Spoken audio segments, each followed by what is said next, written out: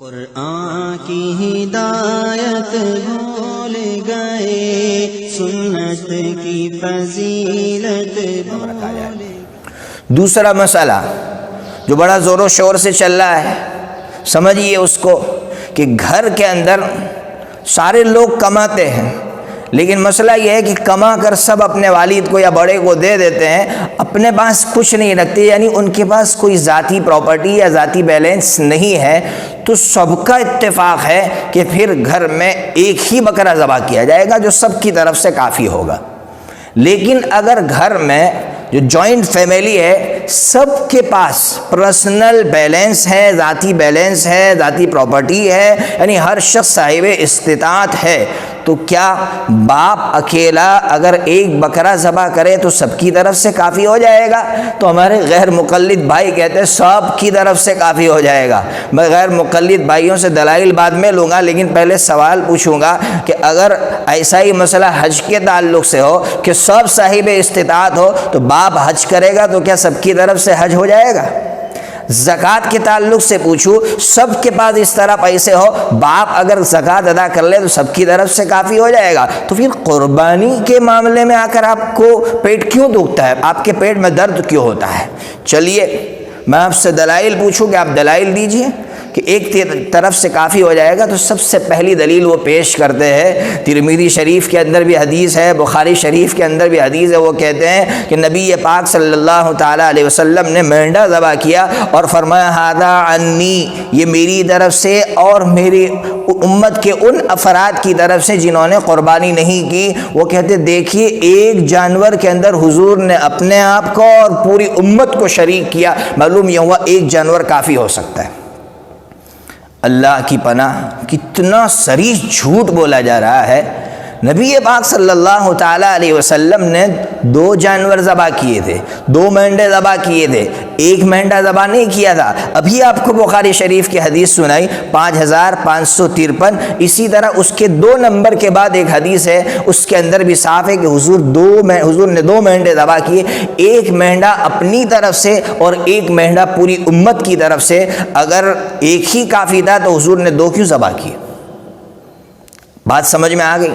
دوسری دلیل وہ ابو ایوب انصاری رضی اللہ عنہ والی حدیث پیش کرتے ہیں جو ترمذی شریف کے اندر ہے، اس کا نمبر ہے 1494۔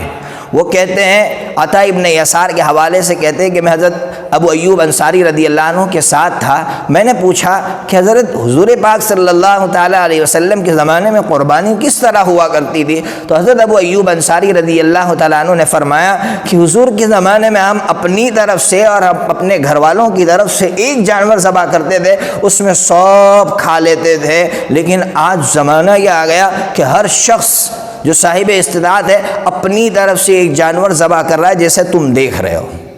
کہہ رہے کہ دیکھو حضور کے زمانے میں ایک جانور کافی ہو جاتا تھا ایک گھر کی طرف سے۔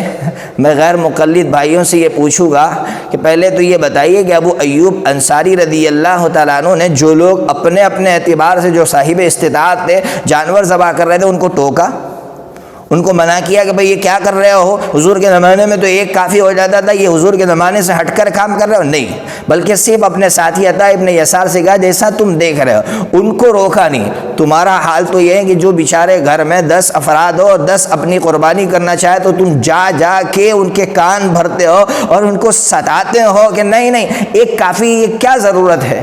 کر رہے تو کرنے دو نا۔ دوسری بات کہ اس حدیث کے اندر یہ نہیں کہا گیا ہے کہ بھئی جو صاحب استطاعت ہو، ہر شخص صاحب استطاعت ہو تو ایک کی طرف سے کافی ہو جائے گا، ایسا آپ ثابت کر کے دکھائیے۔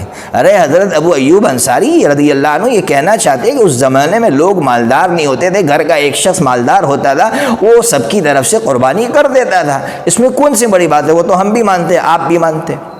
اس لیے میں آخر میں آپ سے ایک بات کہوں گا کہ قربانی کا مقصد جو ہے کہ ہر شخص جس کے پاس پیسے ہیں وہ ان جذبات کا اظہار کرے کہ میں اللہ کے لیے سب کچھ قربان کر سکتا ہوں۔ اگر جذبات کا اظہار کر رہے تو کرنے دو نا۔ ایک شخص اگر سب کی طرف سے قربانی کرے گا تو کیا یہ جذبات امت میں باقی رہیں گے؟ آپ امت کے جذبات سے کھیلنا اور ان جذبات کو ختم کرنا چاہتے ہیں، کیوں صاف بات نہیں کرتے ہیں؟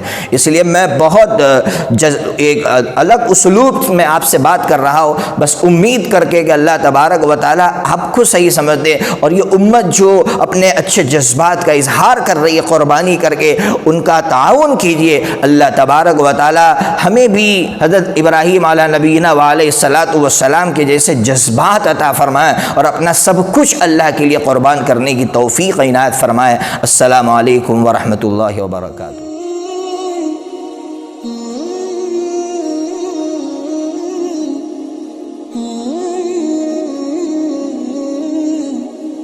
Mm-hmm.